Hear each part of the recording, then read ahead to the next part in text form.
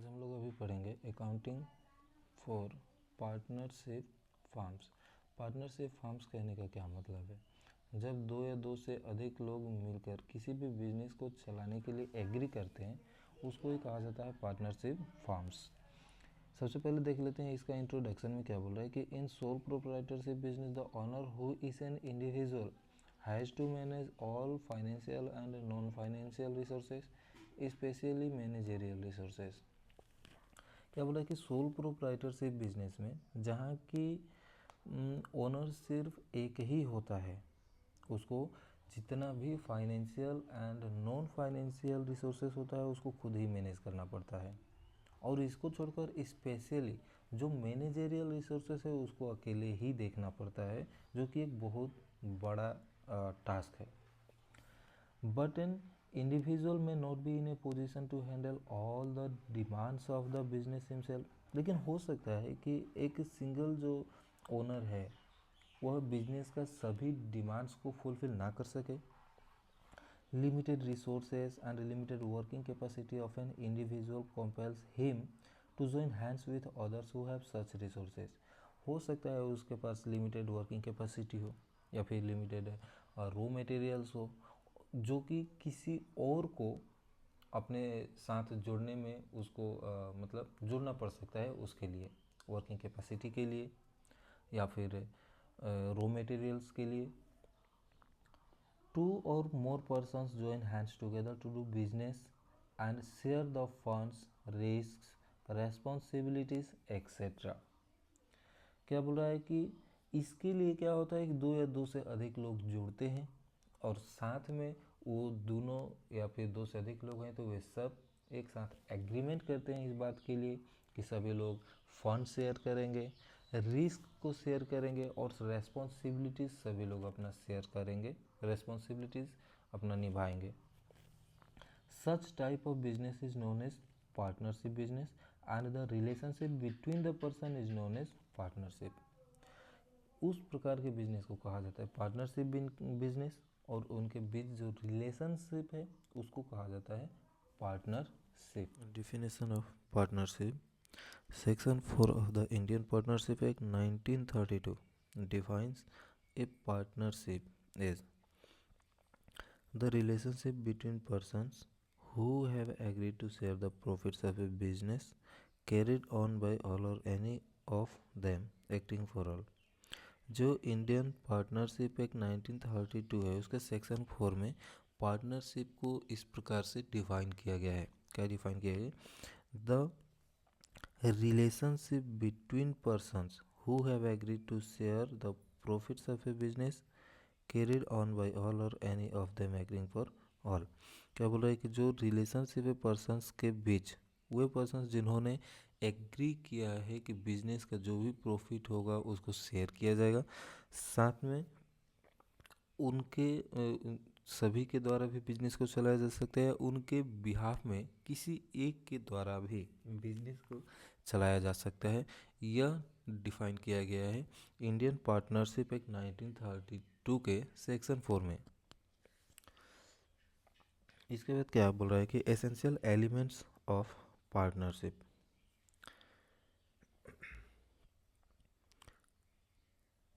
ए number में बोल रहा है there must be an association of two or more persons. दो या दो से अधिक लोगों का एसोसिएशन होना चाहिए। There must be an agreement between all the persons concern. जितने भी पर्सन्स हैं, जितने भी पार्टनर्स होंगे उन सभी के बीच में एक एग्रीमेंट होना चाहिए। The object of the agreement must be to share the profits of a business.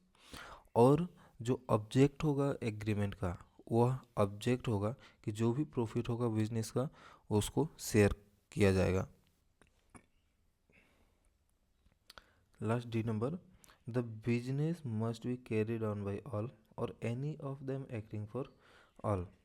Business या तो सबके द्वारा भी चलाया जा सकता है या सबके बिहाफ में किसी एक के द्वारा भी रन किया जा सकता है।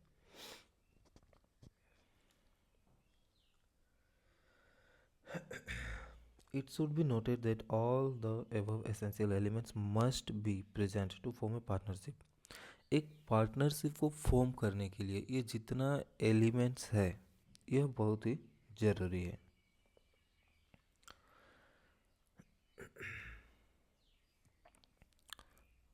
Persons who have entered into a partnership with one another are individually called partners and collectively as firm, and the name under which their business is carried on is called the firm name.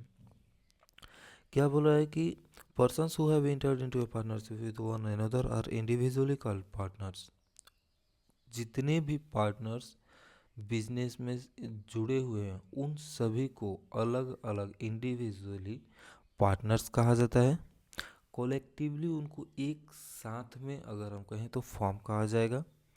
And जिस business का जो नाम जिस नाम के अंदर वे लोग काम करेंगे उसको कहा जाता है form name. The term form is merely a commercial notion which has no legal personality apart from its partners except for the purpose of assessment of income tax। क्या बोल रहा है कि ये जो फॉर्म है, ये जो टर्म फॉर्म दिया हुआ है is merely a commercial notion, यह एक वाणिज्यिक धारणा है जो पहले से चली आ रही है, जिसका कि अपना कोई अस्तित्व नहीं है अपने पार्टनर से अगर यह अलग होता है, सिवाय इनकम टैक्स असेसमेंट के। इनकम टैक्स के लिए ही इसका उपयोग होता है। असेसमेंट अगर इनकम टैक्स पता करना है तो उसके लिए ही इसका उपयोग होता है, नहीं तो अगर फॉर्म से अगर पार्टनर्स निकल जाएं तो फिर इस फॉर्म का कोई अस्तित्व नहीं रह जाता है। A firm cannot become a member of another partnership firm, but a partner of a partnership firm can be a partner of any other partnership firm। क्या बोल रहा है कि एक जो पार्टनरशिप फर्म है किसी और पार्टनरशिप फर्म का वह मेंबर नहीं हो सकता है, लेकिन एक पार्टनर जो है, एक मेंबर जो है वह किसी अदर पार्टनरशिप फर्म का मेंबर या फिर पार्टनर बन सकता है। Now, characteristics and features of partnership. According to the provisions of the Partnership Act 1932, the essential characteristics of partnership are as follows. According to the provisions of the Partnership Act 1932, एक number में क्या बोल रहा है कि minimum and maximum number of partners. There must be a minimum of 2 persons to form a partnership। कम से कम बता रहा है कि यहाँ पर पार्टनरशिप को फॉर्म करने के लिए 2 व्यक्ति चाहिए, 2 पर्सन्स चाहिए। The Indian partnership act 1932 does not specify the maximum number of partners।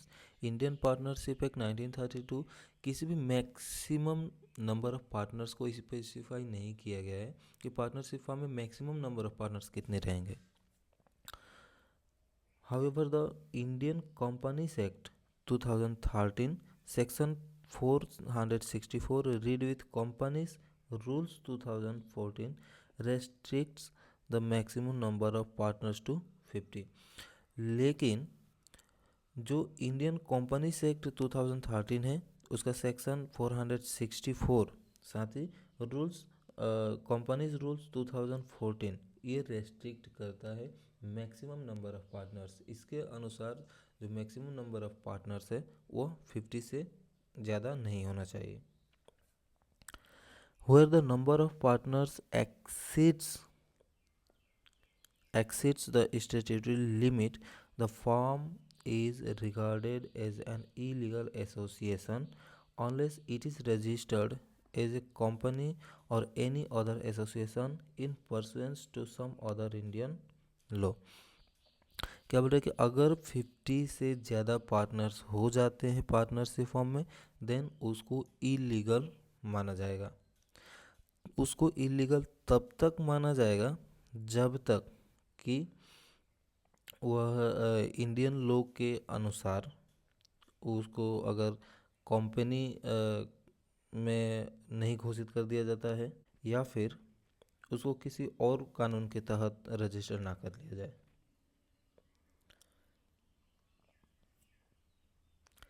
2 number, agreement. किसी भी पार्टनरशिप को फॉर्म करने के लिए सबसे पहला जो इम्पोर्टेंट थिंग होता है वो होता है एग्रीमेंट। विदाउट एग्रीमेंट कोई भी पार्टनरशिप फॉर्म ज़्यादा दिनों के लिए एग्जिस्ट नहीं कर सकता है।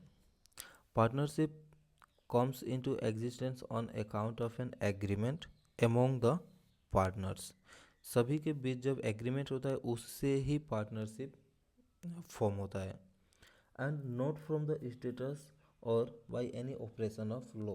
ऐसा नहीं है कि यह किसी कानून के अनुसार कि इस प्रकार से पार्टनर्स इस प्रकार से एग्रीमेंट किया जाएगा। वो पार्टनर्स अपने आप में एग्रीमेंट करते हैं कि क्या ठीक रहेगा बिजनेस के लिए, क्या नहीं रहेगा, वो उनके ऊपर डिपेंड करता है, ना कि किसी लॉ के आधार पर बनता है। द एग्रीमेंट में भी ओरल और रिटन। एग्रीमेंट बोल के भी रह सकता है या फिर उसको लिख के भी रखा जा सकता है। मैक्सिमम जो होता है कि यूजुअली उसको लिख के ही रखा जाता है बिजनेस में। It may B for a fixed period और फॉर ए पार्टिकुलर पीरियड और एट विल।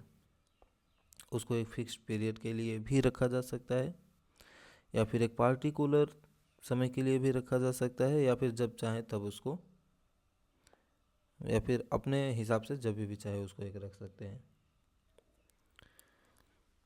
म्यूचुअल एजेंसी, हम इसको बोल सकते हैं आपसी संबंध बोल सकते हैं। इसमें क्या होता है कि द पार्टनरशिप बिजनेस में be carried on by all the partners or any of them acting for all. इसमें कहीं ना कहीं अगर हम देखें तो सभी पार्टनर्स एक दूसरे के लिए एजेंट के तौर पर होते हैं। सभी एक दूसरे के लिए एजेंट के रूप में काम करते हैं। Each partner is the agent of the firm as well as of the other partners. सभी एक दूसरे के लिए एजेंट होते हैं। मोreover, it is not necessary that every partner should actively take part in the conduct of the business. It is essential that the business must be carried on behalf of all the partners।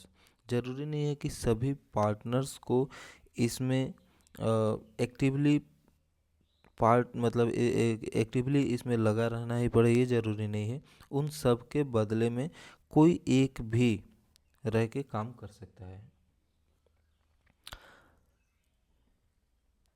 Number 4 में है lawful business.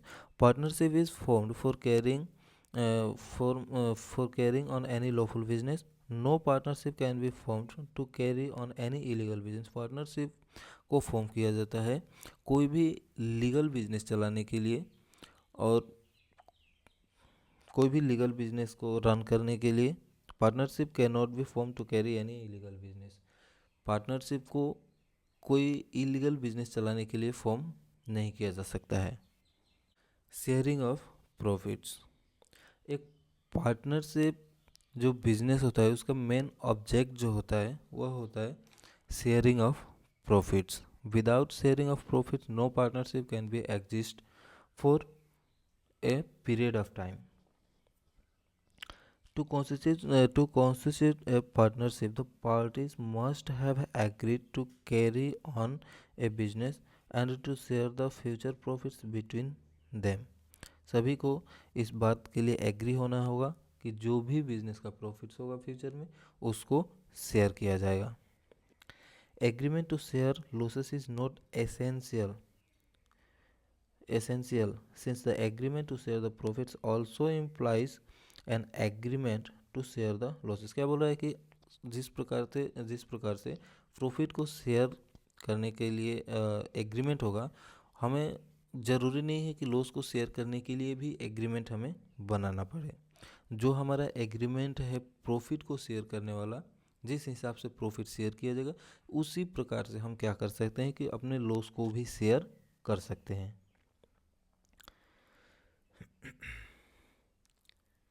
It is open to one or more partners to bear all the losses of the business. There is an agreement in this regard.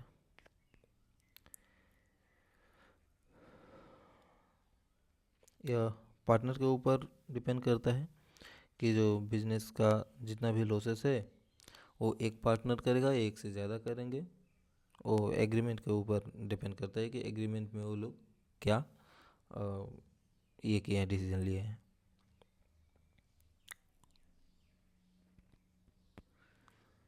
Each liability, 6 number point, liability. Each partner is liable jointly and severally to the third party for all acts done while he was a partner. जब तक partners business में as a partner रहते हैं, जब तक persons business में as a partner रहते हैं, each partner is liable jointly and severally, सभी पार्टनर्स इस बात के लिए जिम्मेदार होते हैं कि जितना भी लाइबिलिटीज़ है उसको उसका पेमेंट करना होगा जब तक वह पार्टनर है। Hence the liabilities of all the partners are unlimited. Liability में क्या बोला कि each partner is liable jointly and severally to the third party for all acts done while he was a partner. क्या बोल रहा है कि लाइबिलिटी में कि जितने भी बिजनेस में पार्टनर्स हैं, फॉर्म में पार्टनर्स हैं, वे सभी इस बात के लिए जिम्मेदार हैं अगर कोई भी लाइबिलिटी है उनके रहते हुए, पार्टनर रहते हुए कोई भी अगर लाइबिलिटी है तो उस लाइबिलिटी को पे करना उनका कर्तव्य है। Hence the liabilities of all partners are unlimited. क्या बोल रहा है कि जितने भी पार्टनर्स हैं उन सभी का जो लाइबिलिटी है वह अनलिमिटेड है।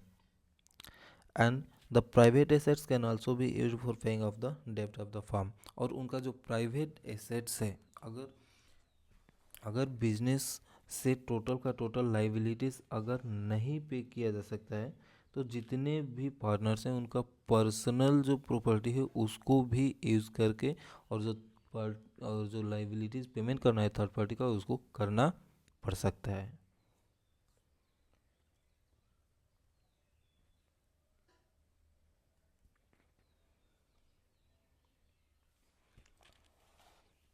Status of a partner in a partnership firm. Partnership firm में एक पार्टनर का क्या स्टेटस है? A partner of a partnership firm assumes a two-fold status. He is an agent of the firm so far his dealings with the outside world for the purpose of business of the firm are concerned. Business के लिए एक जो partner है वह business में partnership farm में एक जो पार्टनर है वह बस पार्टनरशिप फार्म के लिए है, बाकी दुनिया के लिए, होल वर्ल्ड के लिए अगर हम कहें तो वह एक एजेंट के रूप में काम करता है और बिजनेस का जो ऑब्जेक्ट है उसके लिए वह काम करता है। He can bind the firm by his acts provided. वह अपने कार्यों के द्वारा चाहे तो बिजनेस को बाध्य कर सकता है, बशर्ते कि शर्त यही है कि the acts are within the scope of his authority. जो भी कार्य हो बिजनेस के लिए उसका अधिकार क्षेत्र में हो। They are done in the name of the firm. जो भी कार्य किए जा रहे हों वो सभी फर्म के नाम पर ही किए जा रहे हों। They are done for the purposes of the business of the firm. और जो भी कार्य किए जा रहे हों उसका पर्पोज जो होगा वह बिजनेस के पर्पोज से ही होगा। जो भी कार्य किए जा रहे हों वो सभी कार्य बिजनेस के पर्पोज से ही किए जा रहे हों। अगर ऐसा नहीं होता है तो कोई भी पार्टनर अगर चाहे तो बिजनेस को बाध्य कर सकता है, रोक सकता है।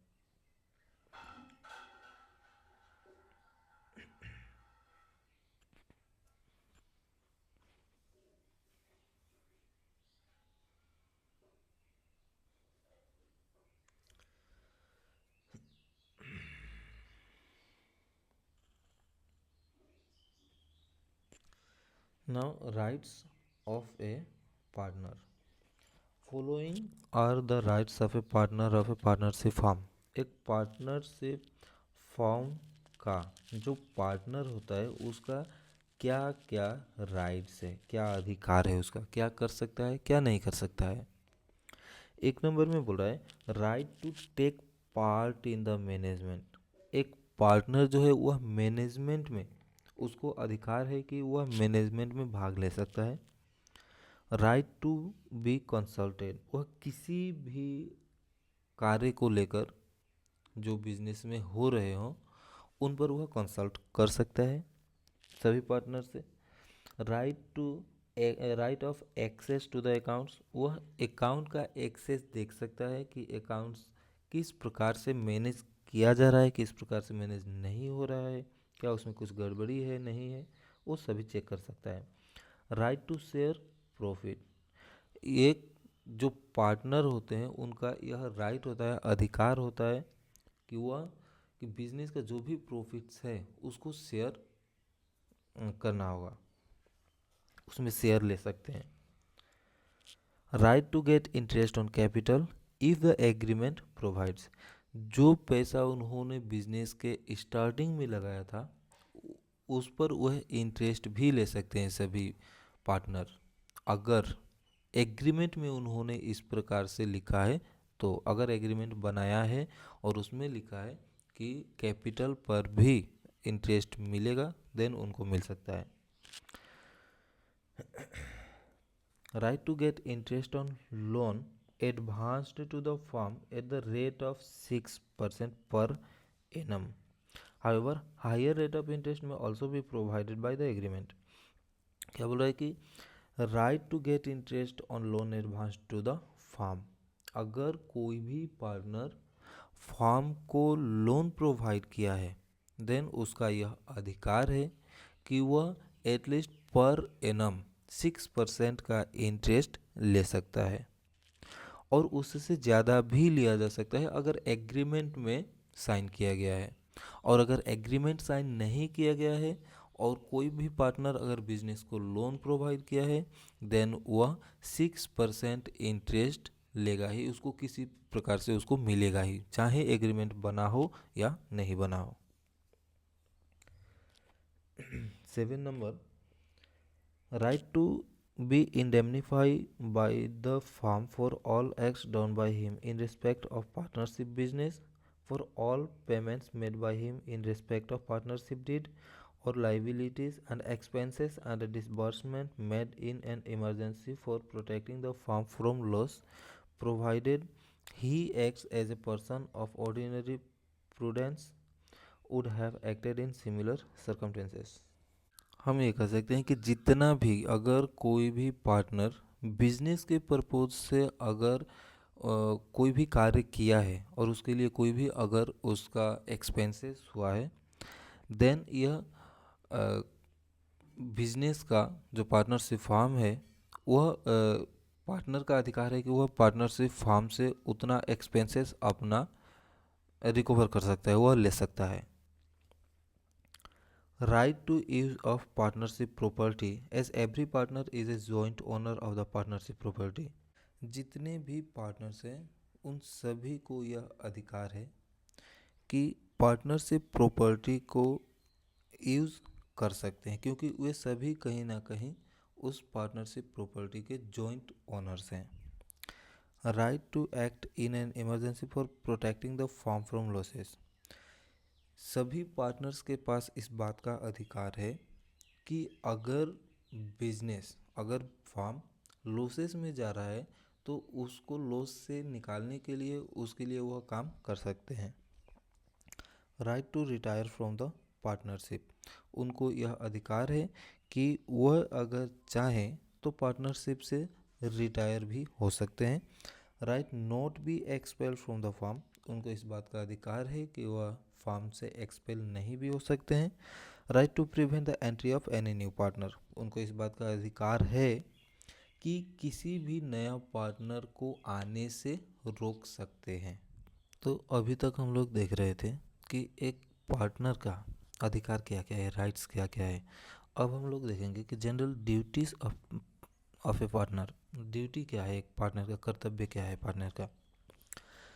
Partners are bound to carry on the business of the firm to the common advantage to be just faithful to each other and to render true accounts and full information of all matters affecting the firm to any partner or his legal representative.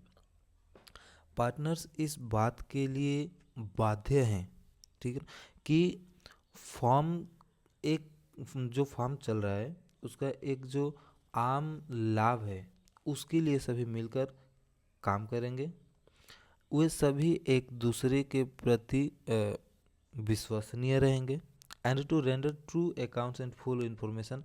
और अगर ऐसा कोई भी matters है जो business को effect कर रहा है, जो फर्म को इफ़ेक्ट कर रहा है, तो उसका फुल इंफॉर्मेशन दिया जाएगा या फिर पार्टनर को या फिर जो उसके लीगल रिप्रेजेंटेटिव रहेंगे उनको। Every partner shall indemnify the firm for any loss caused to it because of his fraudulent dealing in the name of the business। अगर किसी भी पार्टनर के द्वारा कोई अगर डीलिंग्स किया जाता है और उसके द्वारा प्राइवेटली अगर वो धोखाधड़ी करता है और उसके धोखाधड़ी से अगर बिजनेस में कोई भी लॉस अगर होता है तो सिर्फ और सिर्फ वो उस लॉस को भरपाई करने के लिए जिम्मेदार होगा। ड्यूटीज में क्या क्या बोल रहा है, एक नंबर में बोल रहा है duty to carry on the business to the greatest common advantage. Partners का यह कर्तव्य है कि बिजनेस को अच्छी तरह से चलाए और ज़्यादा से ज़्यादा जो कॉमन एडवांटेज है उसको, मतलब जो लाभ है बिजनेस का, अधिक से अधिक लाभ कमाने के लिए काम करें। Duty to be just faithful inter se, मतलब उनको क्या करना चाहिए कि एक दूसरे के प्रति, सभी पार्टनर्स को एक दूसरे के प्रति विश्वसनीय होना चाहिए, विश्वास पात्र होना चाहिए। Duty to render true accounts, कोई भी पार्टनर है उनका यह कर्तव्य है कि जो भी अकाउंट्स है वह उसका फुल इंफॉर्मेशन सभी को दे। Duty to indemnify for loss caused by fraud in the conduct of the business of the firm. यह सभी पार्टनर्स का ड्यूटी है या फिर ये उस पार्टनर का ड्यूटी है, हम बोल सकते हैं कि अगर उस पार्टनर ने फ्रॉड डीलिंग्स किया हुआ है और उसके डीलिंग्स करने से, लेन देन करने से अगर बिजनेस में किसी भी प्रकार का अगर लॉस क्रिएट हुआ है देन उस लॉस को ख़त्म करने का, डेब्ट पे करने का जो रेस्पॉन्सिबिलिटी होगा वो सिर्फ उसका होगा। ये उसका कर्तव्य है, उसको यह करना पड़ेगा।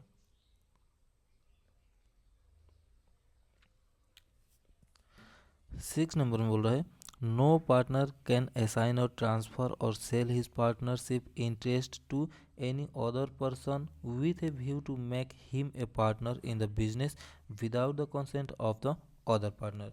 क्या बोले कि कोई भी पार्टनर, बिजनेस का कोई भी पार्टनर अगर चाहे कि अपना शेयर्स इंटरेस्ट बेचकर किसी और को पार्टनर बना दे अपने जगह पर, ये सभी के कंसेंट के बगैर नहीं हो सकता है, सभी से सलाह करने के बाद ही यह हो सकता है, नहीं तो नहीं हो सकता है। Every partner is liable jointly with all the other partners and also severally। क्या बोले कि every partner is liable jointly with all the other partners and also severely for the acts done of the firm while he is a partner। क्या बोल रहा है कि कोई भी पार्टनर जब तक वह फर्म में रहता है उस बीच कोई भी अगर काम होता है, अगर लाइबिलिटी है, अगर कोई प्रॉफिट है, डेब्ट है, कुछ भी है उसके रहते हुए समय तक, तो उसको वह उसके लिए मतलब लाइबल है। अगर प्रॉफिट है तो उसको प्रॉफिट दिया जाएगा, अगर लॉसेस है तो उसको लॉस का भरपाई करना पड़ेगा, जो भी हो। Acts with in the employed authority of a partner, एक पार्टनर जो है वह उसके अधिकार में क्या क्या कार्य है, वह किन किन कार्यों को कर सकता है। A partner has the following employed authority: buying and selling of goods on behalf of the firm, in which the firm deals.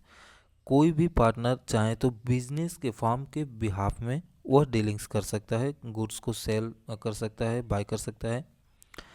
Receiving payments of the डेब्ट due to the firm and giving valid receipts for them. क्या कर सकता है, अगर कोई भी partner चाहे तो किसी से भी पेमेंट रिसीव कर सकता है जो उसको मिलना बाकी था, और उसके लिए एक वैलिड रिसिप्ट भी दे सकता है. Contracting debts and paying debts on behalf of the firm. Firm के बदले में कोई भी पार्टनर चाहे तो डेब्ट का पेमेंट कर सकता है, या उसका डेब्ट लेना है अगर किसी से तो वह ले भी सकता है. Settling accounts with persons dealing with the firm. Persons जो पर्सन्स फार्म के साथ में डील करते हैं उनके साथ में कोई भी पार्टनर अगर चाहे तो अकाउंट को सेटल कर सकता है. Employing servants for the firm. Firm के लिए नौकरों की नियुक्ति भी चाहे कर सकता है कोई भी partner. Drawing cheques, accepting or endorsing bills of exchange and promissory notes in the name of the firm. कोई भी पार्टनर अगर चाहे तो फॉर्म के नाम पर चेक जारी कर सकता है, विनिमय पत्र और वचन पत्र स्वीकार कर सकता है, या फिर उसका पृष्ठांकन कर सकता है. Pledging movable property of the firm. वह क्या कर सकता है कि फार्म की जो संपत्ति है उसको गिरवी भी रख सकता है. कोई भी अगर पार्टनर चाहे तो फार्म की जो संपत्ति है उसको गिरवी रख सकता है सभी के कंसेंट से. Defending suits in the name of the firm and suing on behalf of the firm. क्या बोला है कि फार्म के नाम पर मुकदमों का बचाव कर सकता है तथा फार्म की ओर से मुकदमा भी कर सकता है. कोई भी पार्टनर अगर चाहे तो फार्म के तरफ से, बिजनेस के तरफ से क्या कर सकता है कि मुकदमा कर भी सकता है या फिर मुकदमों का बचाव भी कर सकता है. इसके बाद हम लोग देखेंगे partnership deed. Partnership deed. Partnership comes into existence by an agreement or contract between the persons who have joined together to carry on a business. जब दो या दो से अधिक लोग मिलकर किसी बिजनेस को चलाने के लिए एग्रीमेंट करते हैं उसी से पार्टनरशिप मतलब अस्तित्व में आता है. It is essential for the persons who have agreed to enter into partnership and run the business to have good relations, mutual confidence among themselves in course of carrying their business. क्या बोल रहा है कि यह सबसे बहुत ही ज़रूरी है कि सभी के बीच में अंडरस्टैंडिंग होना चाहिए, गुड रिलेशंस होना चाहिए और सभी को एक दूसरे पर विश्वास होना चाहिए कोई भी पार्टनरशिप बिजनेस अगर चलाना है तो. It is therefore essential to have a clear understanding of the terms of agreement amongst them. उन सभी के बीच में जो भी एग्रीमेंट होगा उसका जो टर्म्स एंड कंडीशंस होगा सभी के बीच में एकदम क्लियरिफाई होना चाहिए. The agreement arrived at amongst the partners may not be in writing. The agreement arrived at amongst the partners may not be in writing. जो एग्रीमेंट है उस सभी पार्टनर्स के बीच हो सकता है कि वह रिटन नहीं भी हो सकता है. It may be proved by oral evidence or it may be inferred from the course of conduct of the partners themselves, but where a business is large, to avoid disputes and mistrust among all the partners and to safeguard the interest of it is desired that the agreement should be in writing.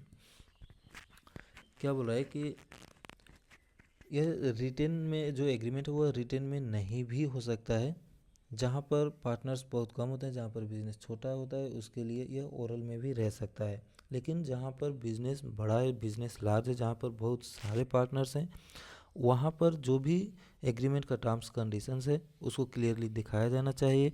कोई भी business में dispute ना हो, mistrust ना हो among partners के बीच में. तो उसके सेफगार्ड के लिए जो एग्रीमेंट है उसको राइटिंग में होना चाहिए। Such an agreement is generally prepared on government non judicial stamp paper. Government non judicial stamp paper हम बोल सकते हैं, जैसे हमारे मार्केट में बहुत सारी दुकानें हैं जहाँ पर मिल जाता है, जिसको हम अपनी भाषा में दलील कहते हैं, उस पर एग्रीमेंट को बनाया जाता है।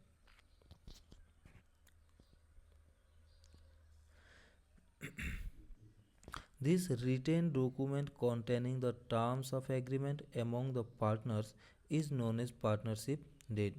क्या बोले कि यह जो रिटेन डॉक्यूमेंट है जिसमें पार्टनर्स के बीच में जो भी टर्म्स एंड कंडीशंस है एग्रीमेंट को लेकर वो सब लिखा जाता है, उसी को पार्टनरशिप डीड कहते हैं। हम लोग बोल सकते हैं कि हमारा जो एग्रीमेंट है उस एग्रीमेंट में जो कुछ भी लिखा जाता है उस एग्रीमेंट को ही हम पार्टनरशिप डीड बोल सकते हैं। In France and Italy, a partnership deed is a legal necessity, यानी कि यह होना ही होगा। वहीं बोल रहा है कि where is in India, UK and USA it is optional.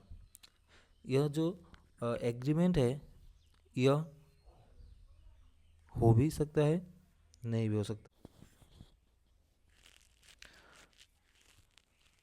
When the agreement is made in writing and when it fulfills all the conditions of the Partnership Act it becomes the partnership deed। बोल रहे कि अगर agreement को writing में ये किया जाता है, बनाया जाता है, और यह पार्टनरशिप एक्ट का सभी कंडीशंस को अगर फुलफिल करता है, देन यह पार्टनरशिप डीड बन जाता है। Therefore, partnership deed is a document in writing which contains the terms and conditions as agreed between or among the partners। हम लोग क्या बोल सकते हैं कि पार्टनरशिप डीड एक डॉक्यूमेंट है रिटेन में। पार्टनरशिप डीड एक डॉक्यूमेंट है रिटेन में जिसमें कि क्या क्या होता है, टर्म्स एंड कंडीशंस होता है जो कि पार्टनर्स के बीच से मतलब बनाया गया होता है। The deed must be properly drafted, उसको उचित प्रकार से तैयार किया जाना चाहिए। Signed by all the partner, सभी पार्टनर्स के द्वारा वह साइन होना चाहिए, और एज पर स्टाम्प्ड एक्ट, उस पर स्टाम्प भी लगा होना चाहिए ना। इसके बाद में हम लोग पढ़ेंगे कंटेंट्स ऑफ पार्टनरशिप डीड। जो पार्टनरशिप डीड जो होगा, रिटन डॉक्यूमेंट जो होगा, उसमें क्या क्या कंटेंट हो सकता है या फिर होता है। A partnership deed or agreement generally contains the following terms and conditions. General clauses, इसमें क्या बोल रहा है, the name of the firm, business का नाम रहेगा, उसका नेचर रहेगा, किस प्रकार का बिजनेस है, name address and occupations of all the partners, partners का name address and occupations, the duration of the partnership, that is whether it is at will or constituted for a fixed term.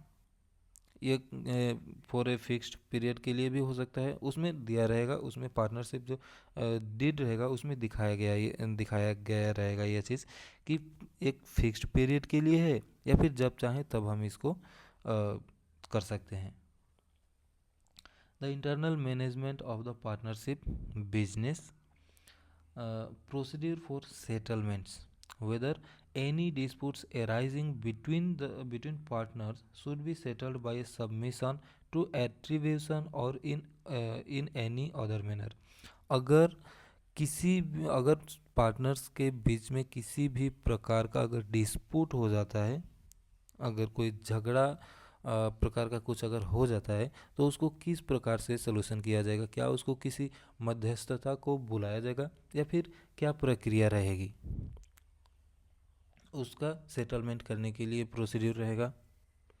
इसके बाद clauses relating to accounts, यह बहुत ज़्यादा important नहीं है, इसको हम नहीं देखेंगे तभी भी चलेगा, फिर भी एक दो देख लेते हैं। क्या बोल रहा है कि amount to be contributed as capital by each partner, सभी पार्टनर के द्वारा एक अमाउंट कैपिटल के तौर पर कंट्रीब्यूट किया जाना होगा। Whether capitals are to be fixed or otherwise, capital fixed भी रह सकता है या फिर फ्लक्चुएटिंग भी रह सकता है, जो भी हो। Ratio of division of profits and losses including capital profits and capital losses. जो भी प्रॉफिट लॉस हो, जनरल जो प्रॉफिट लॉस हो, या फिर जो कैपिटल प्रॉफिट्स हो, या फिर कैपिटल लॉसेस हो, उसको डिस्ट्रीब्यूशन के लिए एक रेशियो होना चाहिए।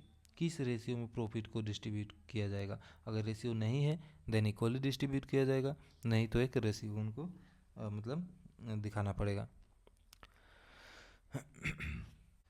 नेक्स्ट देखेंगे rules applicable in the absence of partnership deed.